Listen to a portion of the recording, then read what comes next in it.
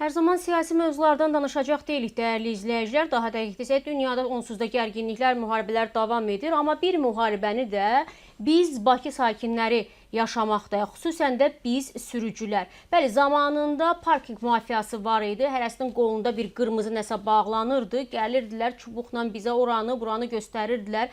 Bir də gördün orada maşını saxlayırdın. Oradan ayrılandan sonra telefonuna mesaj gəlirdi ki, bəs sən ya parklanma qaydasını pozduğuna görə cərimələnmisən və s. Sonra müəyyən başqa problemlər var idi və s. Kimə pul verdiyimizi bilmirdik, kimə qəpik, kimə manat, kimə 50 qəpik, kimə manat verdiyimizdən xəbərimiz yox idi və bundan narazılıq edirdik. Və sonra ayna gəldi, aynadan gözəl ayna gəldi.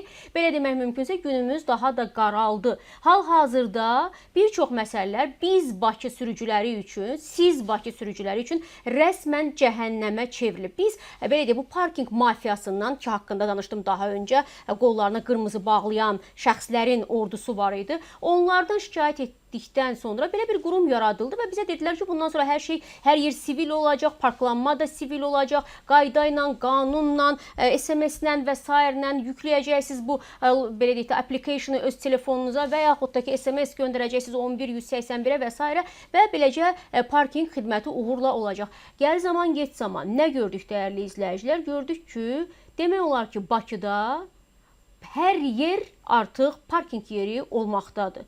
Yəni bir neçə il bundan əvvələ qədər çox rahat şəkildə marketlərin yol kənarlarında maşın saxlamağa icazə verilən yerlər var idi ki, insanlar ödəniş etmədən biz zəhmət buna da pul ödəməyək məntiqlə orada maşın saxlayırlar. İndi onların hər bir yer Azparking tərəfindən zəbt edilib dəyərli izləyicilər. Əhalinin yaşayış zonasına belə müdaxilələr var. Bəli, evinin qabağında belə insanın artıq parking yeridir. Yəni elə bir yer yoxdur. Bəzən məhəllə arasında demək insanlar maşınlarını saxlamağa fürsət axtarırlar, tapa bilmirlər. Çünki hər tərəf parkinglərlə əhatələnib. Bəzən heç orada da yer olmur. Ötən həftə mən Bakı mərkəzinə, şəhərin mərkəzinə məcburən həftə sonu getməyə məcbur idim. Ümumiyyətlə çalışıram ki, öz payıma şəhərin mərkəzinə çıxmayım. Çünki çox çətindir orada maşınla gedib də maşına yer tapmaq. Möcüzə kimi bir şeydir. Çox sevinirəm maşına yer tapanda. Çünki parkinglərin çoxunda bəzən yeri olmur. Bəzən də getdiyim yerdən çox uzaq olur həmin o demək yeraltı parkinglər və s.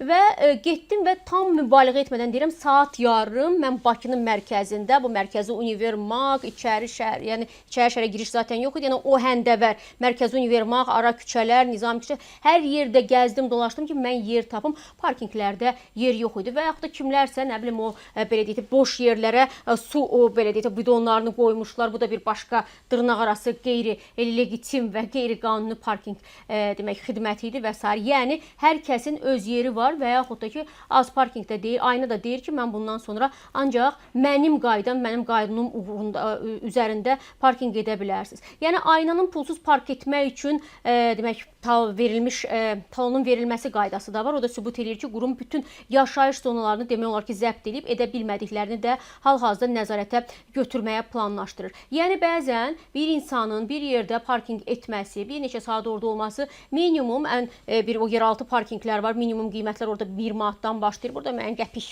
məbləği 80 qəpikdən başlayır və s. Nəticə itibarilə 3-4 manatın getməlidir ki, sən hardasa maşınını park edəsən və artıq vəziyyəti o həddə çatdırıblar ki, 1 santimetr belə yer yoxdur şəhərdə.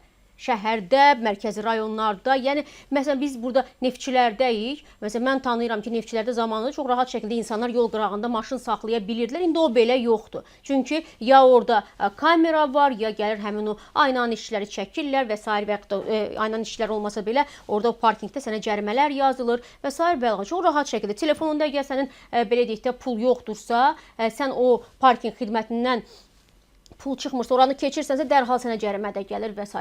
Yəni o qədər çətinləşdiriblər, o qədər mürəkkəbləşdiriblər ki, bu parking məsələsini demək olar ki, dözülməz bir vəziyyətdir. Bunu deyəndə deyirlər, vacib deyil hamı maşın sürsün, ictimai nəqliyyatdan istifadə edin, amma ümumiyyətlə bu yanaşma deyil. Sən heç bir insana normal cəmiyyətdə deyə bilməzsən ki, şəxsi maşından istifadə etmə, taksidən istifadə et və yaxud da ki, metrodan istifadə et və yaxud avtobusdan istifadə et. Ümumiyyətlə gedəcəyim yer bəlkə metro stansiyasından dəfələrlə uzaqdır. Taksinin qiyməti hal-hazırda kəlləçay çarxa çıxıb. Yəni insanlara nəyi, necə etməyi tövsiyədən daha çox sizinki daha çox təlqin etməkdir, zorla məcbur etməkdir. O baxımdan da hansısa vətəndaş məsələn deyirlər ki, tutaq ki, pulsuz parkinq də var. Mənim evimin yanındakı ərazidə mən maşınımı pulsuz saxlaya bilərəm, amma həmin evə uyğun olaraq sənin sənədin olmalıdır, orada qeydiyyatın olmalıdır. Bu da bir başqa həngamədir. Mənim burada qeydiyyatım olmaya bilər. Mən tutaq ki, rayonda qeydiyyatdayam, amma burada yaşayıram. Və yaxud evin çıxarışı yoxdursa, sən yenə avtomobil sürə bilməzsən, sürürsənsə parklanma talonu əldə edə bilməzsən və s. Yəni söhbət öz yaşadığım ərazidən gedir. Baxın, o qədər belə qanunsuzluqlar və insanları incitmə silsiləsidir ki, bu. Fikirləşirsən və şoka girirsən. Hər yerdə bir işarə olmaz, qadağandır, qadağandır, qadağandır. Qırmızı lövhələrlə Bakı şəhərini doldurublar. Mən anlayıram ki, yəni oradan, mənim üçün də çox maraqlıdır əslində ki, oradan gələn büdcə, bəzən oradan yığılan pullar hara gedir? Deyirlər daha çox o aynanın işçilərinin məvacibinə gedir. Amma belə bir belə deyək, bu nizam da gətirmir, intizam da gətirmir. Əksinə daha çox, daha gərgin bir vəziyyət gətirir sürücülər üçün. Yəni ara məhəllələr niyə vətəndaşların üzünə bağlanır? Əgər ara məhəlləni sən vətəndaşın üzünə bağlayırsansa, deməli sənin biznes maraqların ön plandadır. Mən ümumiyyətlə çox arzuluyuram ki, biz hər şeyi düzəltməyə çalışırıq, hər şey görüntüdə çox yaxşıdır, ayna, parkinq, işarələr filan beşməkan, amma gedin bir də sürücüdən soruşun, gedin bir də sıravi insandan soruşun ki, nə çəkir orada, nə əziyyətlər, nə əzablar çəkir orada. Şəhəri başdan başa parkinq, ayna etməyin də heç bir mənası yoxdur. Çünki o aynada yer tapmaq, o az parkinqdə yer tapmaq da çox müşkülə çevrilib və belə demək mümkünsə parkinq biznesinə belə demək olar ki, az parkinqin əməkdaşları da paytaxt küçələrində bəzən vətəndaşları izləmək, pul toplamaq və cərimə etməklə də məşğuldurlar. Zaman-zaman bu istiqamətdə də bizə şikayətlər gəlir. Ona görə də hesab edirəm ki, nəyisə düzəld, göz belə deyək, qaş düzəldəndə vurub göz çıxartmamaq lazımdır. Nəyisə həll etmək istəyəndə belə deyək də onu tamamilə yerinə yeksan etməmək lazımdır. Yəni bir xəstəni təxminən bəzi həkimlər var da, başı ağrıyan xəstənin başını kəsməyi belə deyək də məsləhət görürlər dırnaq arasında. Qolun ağrıyır, qolunu kəs. Bu da onun kimidir. Maşını park edə bilmirsənsə, biz parkinq sistemi yaratmışıq. Sən bundan lazımi səviyyədə istifadə edə bilmirsənsə, o zaman maşın sürmə. Yəni belə bir çıxış yolu yoxdur və hərdən bu sahəyə nəzarət edənlər bir zəhmət bizi peşman etməsinlər. Biz belə çıxır ki, zamanında o hara getdiyi bəlli olmayan parkinq xidmətləri var idi. Az öncə də dediyim kimi, bəzən deyirdilər Qarabağ qazilərdir və s. Onlara 1 manat verirdik, saatlarla maşını orada saxlaya bilirdik və ya heç bir də problem olmurdu. Amma indi yəni onun əvəzinə daha xaotik, daha bahalı və daha bizə ziyan verən, əsəblərimizə ziyan verən bir parkinq sistemi vardır. Hesab edirəm, ən qısa zamanda bunu da həll eləmək lazımdır. Yəni təkcə axar-baxarlı, gözəl belə lövhələr qurmaqla deyil. Onun insanlara nə qədər fayda verdiyini də düşünməsək, bundan çıxış yolu yoxdur deyə düşünürəm dəyərli izləyicilər.